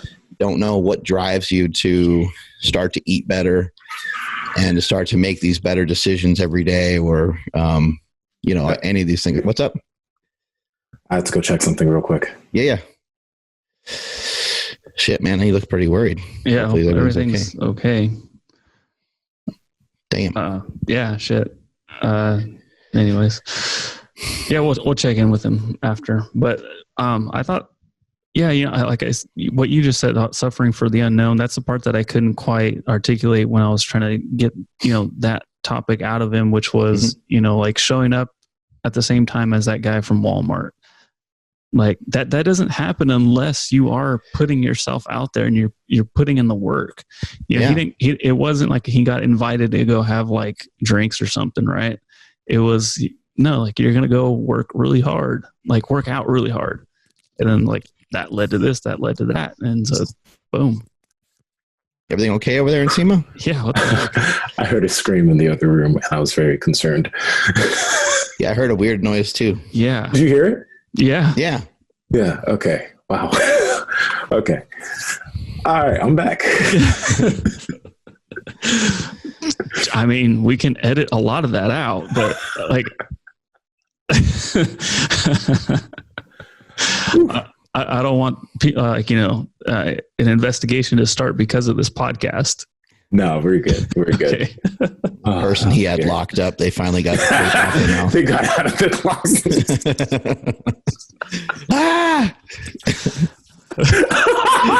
I really want to see how that sounds when it's all edited up. I can't wait to rewatch it. Your face was amazing. Yeah, we were just talking about how, we just thought it was cool how Anders was sharing with us, he didn't really feel like he had a purpose for a while, and he was kind of just suffering and sacrificing for the unknown just via lifting, which, sacrifice and suffering, those are big words. So I don't want to make it seem like it's anything more than it really is. But that was what he was doing, is he was putting himself out there. And as Andrew pointed out, like, you don't just end up sharing a barbell or sharing a workout with somebody that's from Walmart by just sitting on your ass and sitting on the couch and being someone that procrastinates all the time and being someone that's just not a self-starter, not someone that's a kind of a go-getter. And the only way to get those things, the only way to appear lucky all the time is to be out in front and is to be just active, doing stuff. I've had many situations like that happen many, many times over. One example is just going to meet Kelly Starrett. I had no idea like why I wanted to meet Kelly Starrett. I saw some videos of his. He wasn't really well known at the time, but I was like, shit, man, like my mobility sucks. And I know that if I improve that I can help improve my squat. And I did go from, I think, squatting like 970 to 1,080, like pretty quickly, just from getting some tune-ups and some advice from him. But it wasn't just that, it was like, as I was talking to him, I was talking about foot positioning and squatting and deadlifting and all this stuff. And he was like, what shoes, do people have for powerlifting? And I was like, well, they don't make shoes for powerlifting. He's like, you want to make shoes for powerlifting? I said, yeah, that'd be cool. He's like, well, I know people at Reebok, and so that was just, that was a trip up to San Francisco, took 2 hours or whatever to get up there and spent the day with him. But, you think about it longer term, like I couldn't even really have a conversation with Kelly Starrett or couldn't even be, I guess, like on the same wavelength as him without all the prior years of training. So it's not really just a drive to say, you got to kind of think about it a little bit more. And I think sometimes we undersell what we do, we undersell what we've done. You try to make it not really seem like a big deal, but it is a big deal. It's a big deal to be able to level up and to be able to do these things, because the actual leveling up is just the kind of end result of everything that you did for such a long time. And that's what Anders did a great job mentioning with abs. He's like, just having those abs is just a byproduct of just training hard. And a lot of people that have them don't really care that much about them because they just know it's a kind of end result of just working their ass off. Yeah. I didn't know that's how the Reebok thing came to be, was through Kelly. Yeah. Mm-hmm. Kelly's amazing. We had him on the, he's a part of the markbell.com Super Friend series. Listening to him talk, I was like, oh my gosh, like I understand now. Like this guy's a freaking genius. And then speaking of, we have Kaylor Woolham coming up on that series. Let me check the date because I lost it. Hold on one second. October 14th at 11:30 a.m. Pacific Standard Time, markbell.com exclusive webinar with Kaylor Woolham. If you guys are not already signed up for that, there is a free 7-day trial. Just markbell.com, register. You gain access to everything on the site, including that webinar. I wanted to throw that in there before I forgot because I kept forgetting the other ones. It's going to be crazy. Yeah, that'll be sick. But yeah, Kelly is so dope. And again, like, did you go up to San Francisco to lock in a shoe deal? No. Of course not. No. But you put yourself I went up there to learn. Yeah. I went up there to learn stuff that I didn't feel like I knew that much about, mobility, flexibility. I don't know much about it. What could it do? How could it enhance? And it really improved. It improved a lot for me, especially from like a training perspective. Like my training sessions would always take like a really long time. And then just through meeting him, I could just fast track a lot of the warm-ups, and I didn't have to do, because I was always like, I'll just warm up with the squat. But when you only warm up with the squat and you're, squatting 1,000 pounds, it takes forever. Yeah. And so instead what I would do is I would do some of his distraction techniques utilizing a band, and I would do a couple stretches. I'd probably spend, 8 or 10 minutes on the whole thing, maybe sometimes a little bit more. I would usually do a warm up first just to get the body warm, pull a sled or something like that. So that might've been about, 5-6 minutes, just getting the heart rate up a little bit. Mm-hmm. I would do those stretches, and then I would squat 135, but then I would throw my briefs on and I'd go right to 500 because I was like, I felt good. I felt ready to go, or 400 or whatever, depending on what the working weight was going to be for the day. And I didn't have to spend a lot of time, doing 1 plate, 2 plates, 3 plates, 4, and so on. And so I could kind of skip some of those intermediate weights without any negative repercussions at all, because I felt really tuned up. I felt really good. Yeah, that's exactly what that's the crazy thing about mobility. It really just, you spend less time in the gym if you move better, because you don't have to warm up for 45 minutes. Yeah, and you can look at it like you do a lot of your stretching at night. And if you look at it, from that perspective, well, how long does it take you to warm up? You said you don't even really like to do the warm-ups. Nah, most, like a lot of drills people and probably, stuff. Yeah, a lot of people would cringe if they hear me hear this, but I don't warm up anymore. Like I literally just go in and lift because I feel good enough to just go in and lift. I mean, the human body's designed for that. It should be, we shouldn't be so damaged that we're shot like that. But if you learn how to train, which you have a great understanding of programming, that's number one, because most of the time we just program way too much stuff for ourselves, and then you're just dead no matter what you do. But on top of that, just taking care of yourself, stretching, sleeping, hydrating, those are all huge factors. Yeah.